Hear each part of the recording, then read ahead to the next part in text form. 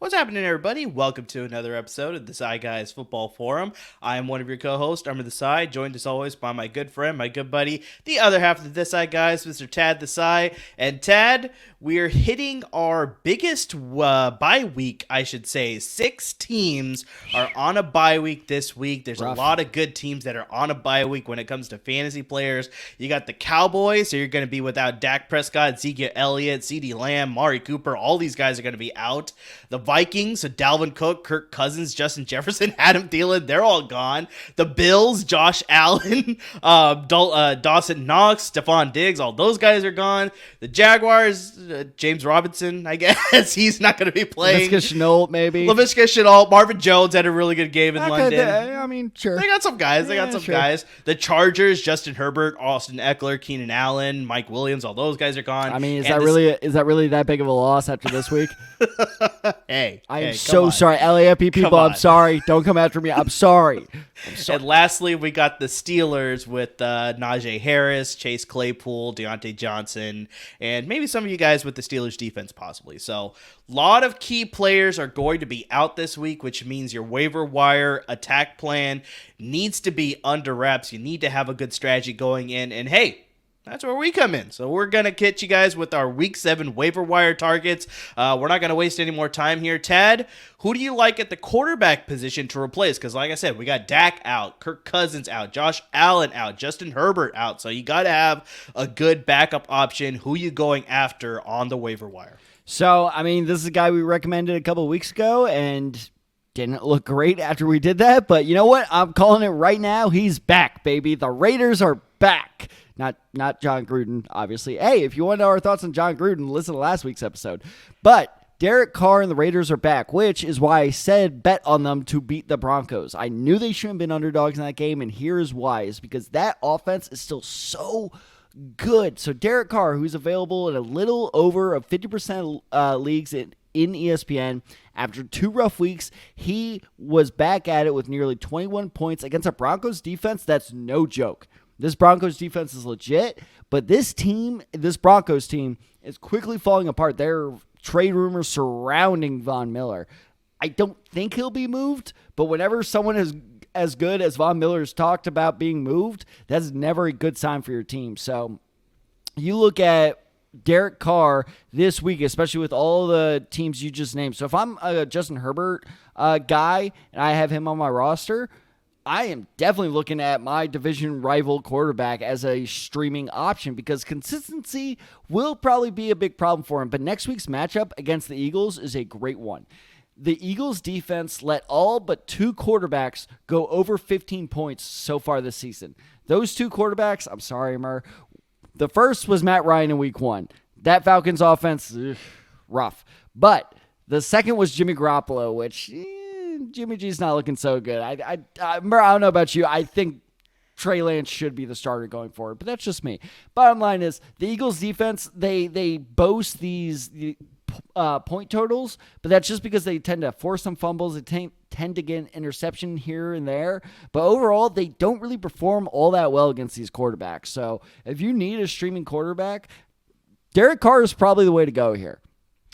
Yeah, and we also talked about this in that John Gruden segment that we had last week, that as this offense gets more acclimated to Greg Olson's play calling, it could only possibly get better, possibly, and especially off that week where they just absolutely, took apart the Denver Broncos. Like, I expected it to be a lot closer game, but no, it got one-sided kind of quickly. So, yeah, as they get more acclimated, as they get more comfortable in the offense, you could see more fantasy points coming from that offense, and that includes Derek Carr. So, yeah, pick him up while you need him, especially, like I said, with key bye weeks coming up, this one being a big one for sure. Now, I will say this. He is, like I said, a streaming option only. Once you get him, play him this week, drop him, because I do think consistency is going to be a big problem for him. But I will bet on him having a big week this upcoming weekend.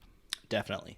So for me, I'm actually going with Tua Tagovailoa of the Miami Dolphins. All right. Rostered in only 20. You do know who they just lost to, right?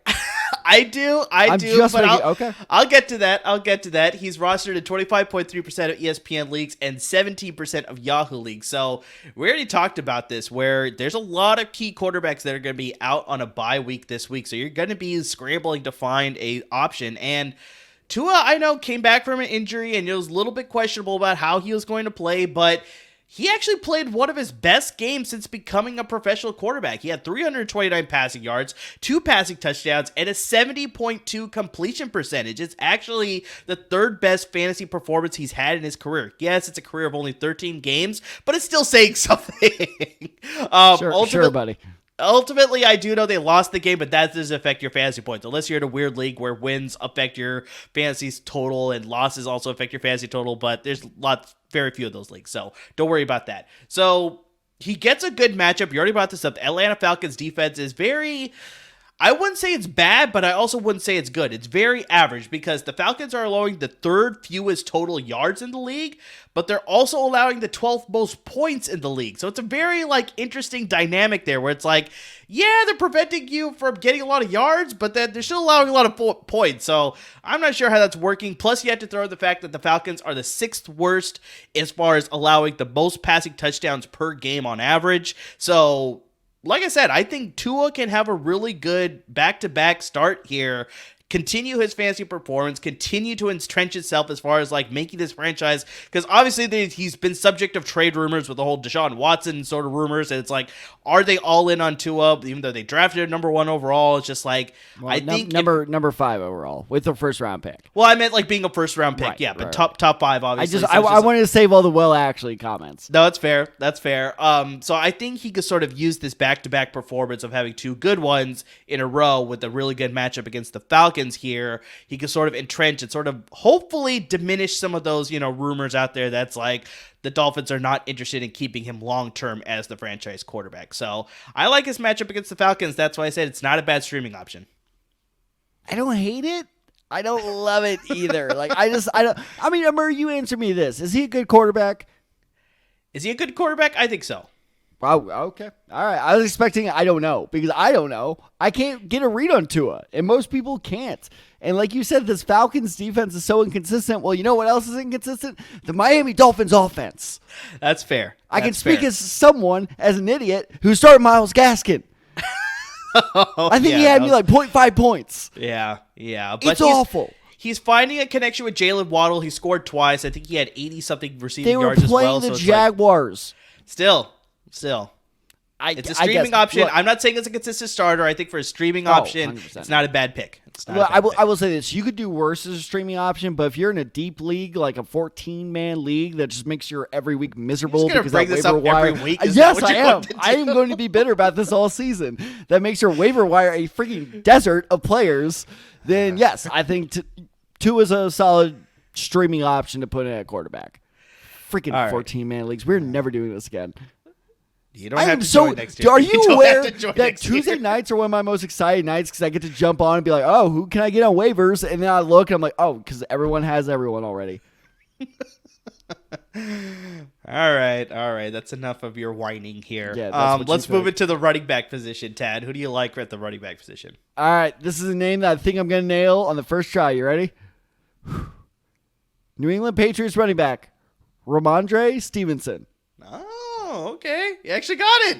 Let's go. Got it. Starting off the week on a hot streak. So, Ramondre Stevenson, tell me this is not the most Bill Belichick story of all time. He gets 1 carry, and he fumbles it.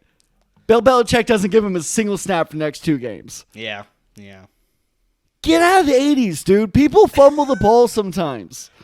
My God. But yes, anyway, Belichick lived up to his reputation that if you fumble the ball, you're not playing for a bit. So I think that really tanked his stock because people forget he was owned in 60% of leagues or something like that to start the season. Well, he was a preseason darling. He was breaking out these huge runs, and a lot of people thought he was going to be in the rotation, but just, like you said, 1 bad fumble, and it cost him dearly. Freaking Bill Belichick, man. So for now, he's owned in 11.5% of ESPN leagues, but it's looking like he's back, and he's going to be pretty involved in this offense. He had 11 carries 2 weeks ago, 5 carries and 3 catches this week. I know what you're thinking of, 8 touches. That's not a lot.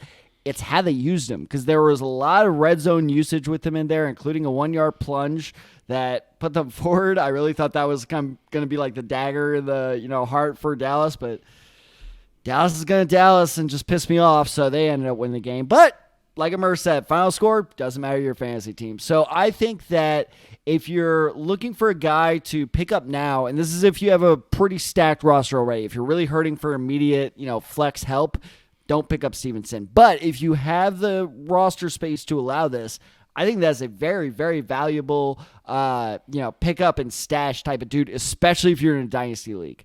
I think if you're in a dynasty league, this guy could pay off huge next year or 2 years from now. So if he's available in your league, I think pick him up, kind of watch as he develops, because something's telling me by like week 15 to the 17. Oh my God, I forgot there's 17 games now. From week 15 to 18, that kind of range. God, that feels so weird to say.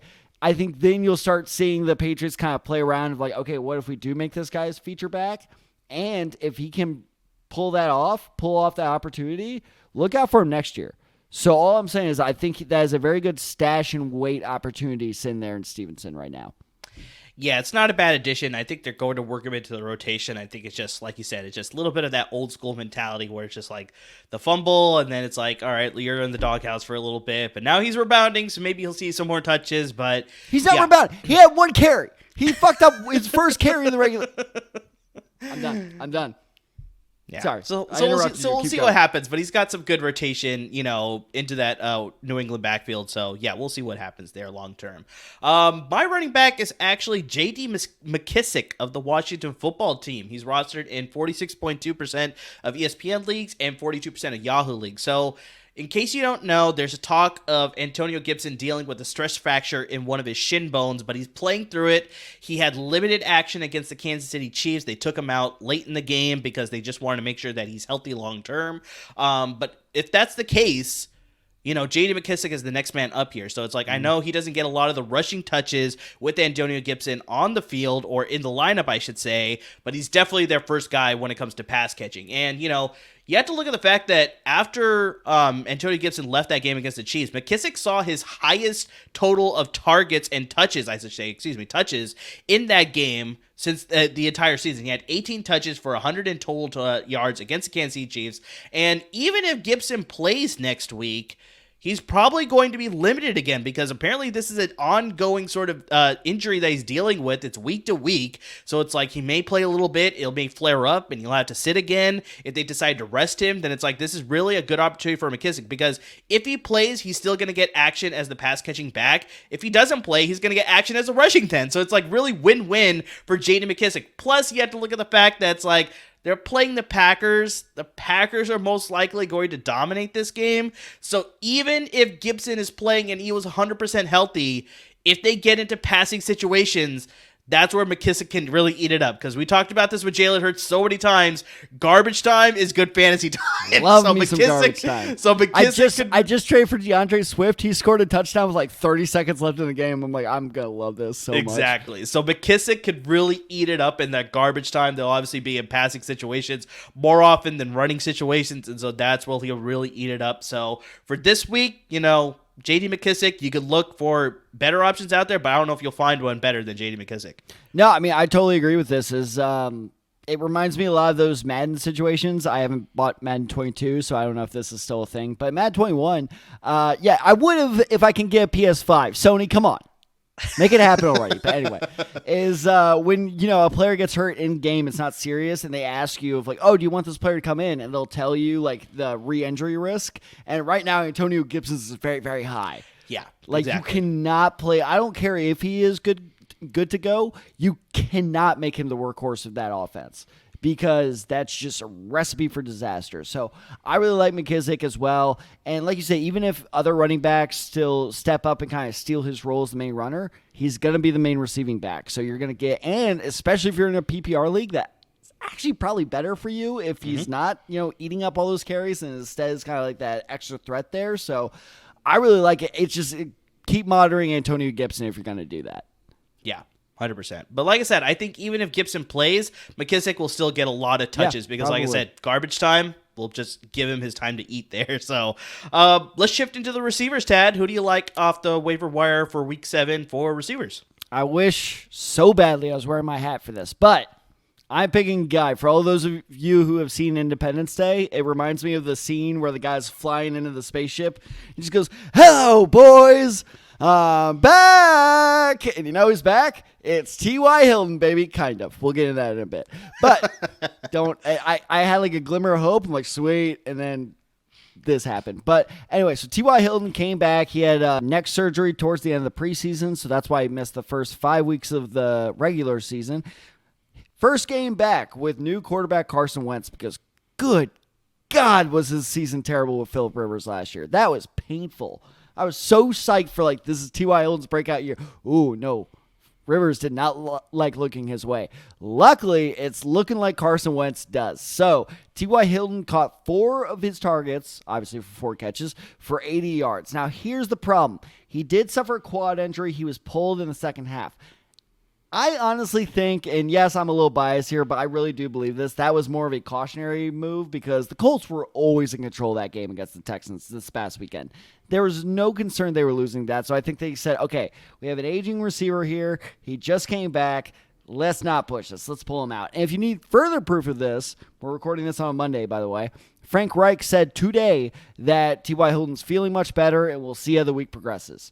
That's pretty optimistic for NFL coaches. You guys got to remember, these are the guys that are just like, yeah, you know, I'm really proud of his work ethic, and I think he's trying really hard. Yeah, coach, I asked when he's coming back. Like, that's kind of the responses these guys get. So Frank Reich saying it's looking pretty good.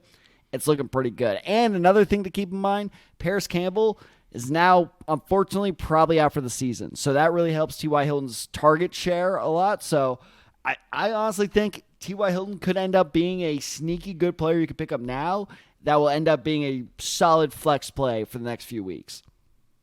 Yeah, it's actually not a bad option because I think, you know, before the season began, there was a lot of optimism surrounding the fact that Carson Wentz likes to throw the deep ball. That's where T.Y. Hilton can benefit. I'm glad you said that. Yeah. Guess how many yards and average his catches were? I want to say 20. 20 yards per catch. So, yeah, no, they're not only is he looking for T.Y. Hilton, he's looking for T.Y. Hilton deep. And keep in mind, this Colts secondary freaking sucks, so they're going to be passing it a lot.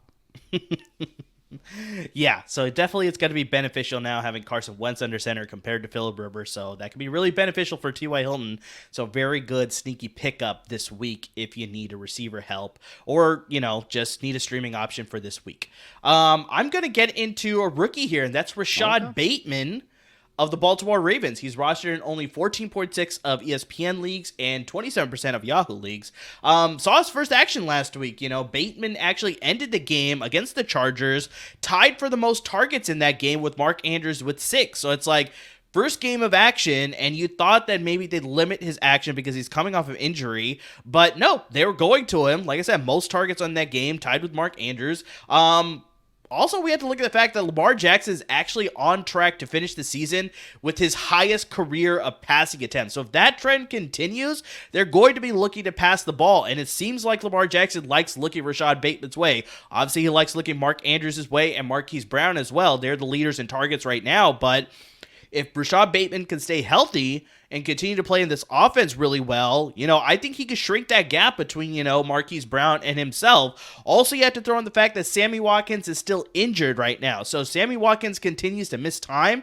That just means Rashod Bateman is just going to be involved more. And if he can sort of separate himself, make him one of the more, you know, dependable options in this offense, they're just going to realize that, okay, Sammy Watkins will just go down on the depth chart. We'll increase touches or targets for Rashod Bateman, and he'll really just benefit here. And especially when you look at the fact that he's rostered in so few of leagues right now, he's a really good option to just stash on your bench. And if he goes off, now you're just, you know, have a really great receiver option on your bench. But if he doesn't, then it's like, all right, it didn't even cost you that much. Not a lot of people are going after this guy, so I think he's a really good option to go after.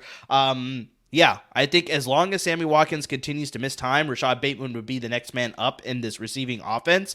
So, yeah, I really like Rashod Bateman, the rookie, even only in one game of action. I have been dreading this dude's return for so long.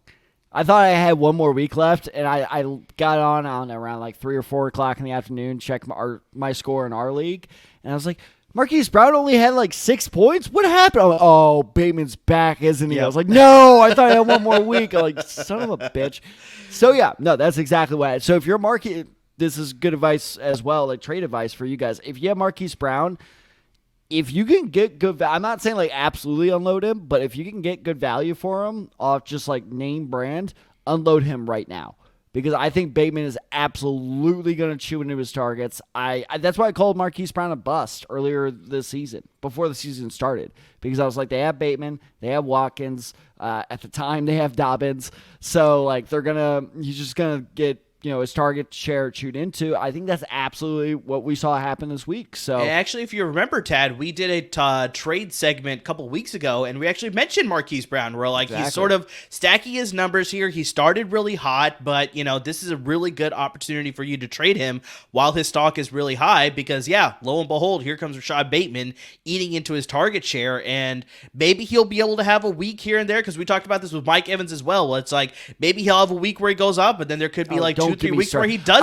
I have both Mike Evans and Marquis Brown in our league. How dare you? You're giving me PTSD here. I'm sorry, but it's like this could be very much the same situation. So it's like while his level is still pretty high right now, exactly like I said, if you could sort of send some feelers out there, get a good trade offer for him, it wouldn't be a bad idea depending on the return that you can get for him. So, and if you're in a modernized league, don't listen to us. We're lying. And look, Marquis Brown, he's going to do great.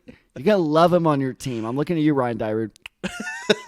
All right, Ted, let's sort of move into the tight ends here. I know it's usually not the best position to talk about. Yeah. It's harder to find a guy, but who do you got this week? I'm going with another guy we chose a couple of weeks ago, but I'm double dipping here. It's Tyler Conklin, the tight end of the Minnesota Vikings, after 2 very, very disappointing weeks where he had 3 or 4 points depending on the format of your league.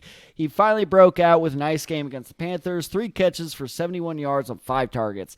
I know he disappeared after his breakout game 3 weeks ago, but his target share never really dropped off. He's had 5 or more targets in the last 3 or 4 weeks. So I know I just threw a lot of numbers at you people. Basically, that just means Kirk Cousins throws to him a lot. If Thielen's covered and Jefferson's covered, it's either Osborne deep or Conklin short. So I know that sounds like, okay, well, that's like, how often does that happen? Apparently 6 or 7 times a game.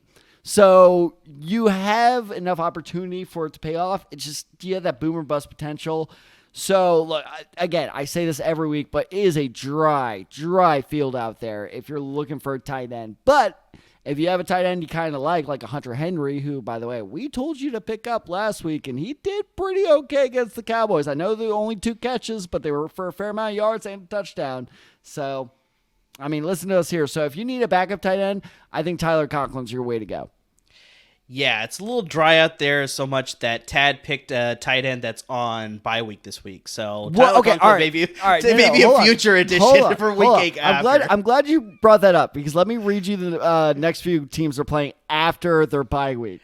So after the bye week, I think it would be good. I will admit, which is very lucky because I didn't do my research as much. I was like, I realized this like an hour before we recorded. I'm like, oh, dear guys, on a bye week. But luckily, their schedule is pretty soft. So they play the Cowboys, the Ravens, the Chargers, the Packers, the 49ers, and the Lions. There's some like good to solid defenses in there. None of those defenses are scaring me away. None of them. Yeah, so he's still worthy of an addition, especially on a bye week. A lot of people won't be going after them specifically as well. And so that it's actually not a bad addition. Next week. Exactly. Pick up Murs guy, see if he pays off, and then see. Yeah, my guy's better.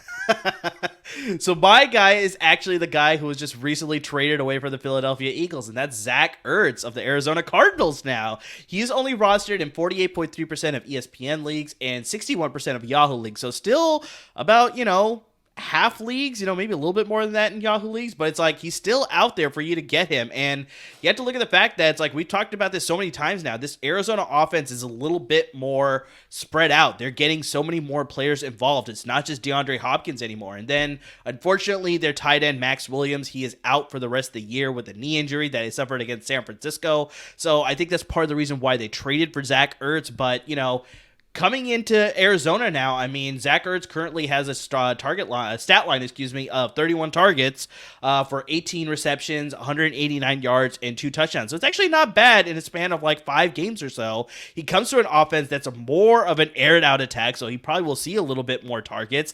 And also it's a veteran presence. So, I mean, I think he's going to be a dependable option for Kyler Murray as well, compared to Max Williams, who was a little bit, still unproven. I know he had a lot of potential, but just never really lived up to that. I think he was a first-round pick, if I remember correctly, by the He Baltimore was not Ravens. a first-round pick. I think he was a second-round pick. He's a second-round pick? Okay, I'll fact-check both of us. He was still a pretty high-level pick, and so it's like I think they had a lot of promise on him, but unfortunately just didn't really live up to it. That's why he got traded away. But yeah, with Zach Ertz, you got a proven commodity here. Once again, this is very similar to AJ Green. As long as he can stay healthy, he's going to be a dependable option. But that's sort of been the reason as to why the Eagles were looking to trade him. He just hasn't been healthy. It's also been a money issue. I mean, there's so many other factors, but health has been a little bit of concern for Zach Ertz. But if he's healthy, I really like him in this offense. I think Kyler Murray will get him the ball, some red zone targets. Really good option for you to have on your bench or possibly a streaming option as well. Dude, we are so old. He was drafted in 2015. How is that possible? Oh, Christ. But no, he was a second-round pick. Do you know what college? One of my favorite mascots. Minnesota? Minnesota. Go Gophers, baby. Golden Gopher. Okay. There we go. Nice. All right, so those are our tight ends. Tad, we want to finish this off pretty quickly here. We got the defense and the kickers. Don't spend a lot of time on them, but who do you got for kicker? Who do you got for defense this week? All right, so real quick, I will say both these, players, but both these pickups I'm about to name are, well, because I know that I'm going to say player, and someone's going to be like, oh, defense is more than one player. Yeah, no, thanks, Einstein. Gotcha. But, so both these potential players, are available in half of the leagues in ESPN. I can't think of a better name off the top of my head. First is Cardinals defense. I mean, guys, they shut down the Browns offense. I know they're missing Jarvis Landry. I know Odell Beckham Jr. is not that great anymore. But, oh, man, that's a take that's going to age well probably. But, look, they are still good. They shut down the Browns. And who do they play this week? They play the Texans. Go for that Cardinals defense if they're somehow available. And if you're in that lucky half of the league where they're still out there, go for them now. Because that is going to be the best streaming option, in a while. So, absolutely go for the Cardinals defense if you need defense. This one's pretty simple. If you need a kicker, go for Nick Folk. He's available in half of the leagues. He's currently ranked, I know he'll probably drop after a little bit of a rough week this week, but he's currently ranked as kicker number 1 in fantasy, and they're playing the Jets. Yeah, you always pick the players who are going against the Jets or the Texans. It's simple as that, people. So kind of related to that, my option for the defense option here is the New England Patriots. They're rostered in only 57.7% of ESPN leagues, 59% of Yahoo leagues, so it's kind of high. But yeah, exactly like Tad said, they're playing the Jets. They played the Jets before. They scored 16 fantasy points against them, so one of their better scoring options. Also, you have to look at the fact that they're looking to rebound after putting negative points against the Dallas Cowboys last week, so definitely there's a chip on Bill Belichick's shoulder. Definitely want to rebound off that last week. And then my kicker that I'm actually picking up is Jason Sanders. He's only rostered in 48% of ESPN leagues and 26% of Yahoo leagues. Oh, how the mighty have fallen, because this guy was the number 1 ranked fantasy kicker at the end of the 2020 season, and now he's ranked 23rd. So that's a huge drop off, but they're playing the Falcons. I think he'll get plenty of opportunities to kick some field goals, score some points for you. So yeah, I like Jason Sanders this week. If he's available, go get him. And you got to remember with Sanders, he's put it with a backup QB for the past few weeks. So now that Tua's back in there, I know I said Tua's may not be the best starter, but that means that offense will at least get in a field goal range a little bit more. So that's probably why he's a little bit lower ranked. So I wouldn't be shocked to see his rank shoot up there in the next few weeks. 100%. So those are our waiver wire options this week. We want to know, if you need some advice, because like I said, this is a huge bye week. Like I said, most teams, of all the bye weeks, this is the most teams that are going to be on a bye for week 7, 6 of them. The rest of the bye weeks have 4 or 2 or something along those lines. So yeah, if you need some advice, make sure you hit us up. We got the scrolling ticker at the bottom. You got my handle, I'm the side 23. You got Tad's, a Tad the side 94. You got the show handle, D Decide, guys. Hit us up. We want to know what you're thinking, what you need advice on. We want to help you out as far as your lineup is concerned for week 7. Also, the trade deadline, depending on the league that you're in, is probably coming close as well. So if you're fielding some trade offers, let us know what you need some advice on. We could give you some advice there as well. Just anything and everything fantasy football. We're here to help you out. And we can't thank you enough for tuning in. And I want to give a real quick shout out to one of our most loyal listeners, Jay. He shouted us out, first off, with a very humble brag, which I appreciate. I always love the little bit of humble brag, but he asked us for some advice there. I love the advice both Amir and myself gave him, so I can't remember if we already gave him a shout out, but if we did, it's double up for you, because that's exactly it is. Because if you hit us up on Twitter, we'll mention you as much as possible. So if you don't have Twitter, go and get one. You don't need to follow people. Just follow us. That's all you need. Exactly. So subscribe to the YouTube channel on the LAFB network, subscribe to our podcast, and to everybody who's already doing that, can't thank you enough. Appreciate it, guys.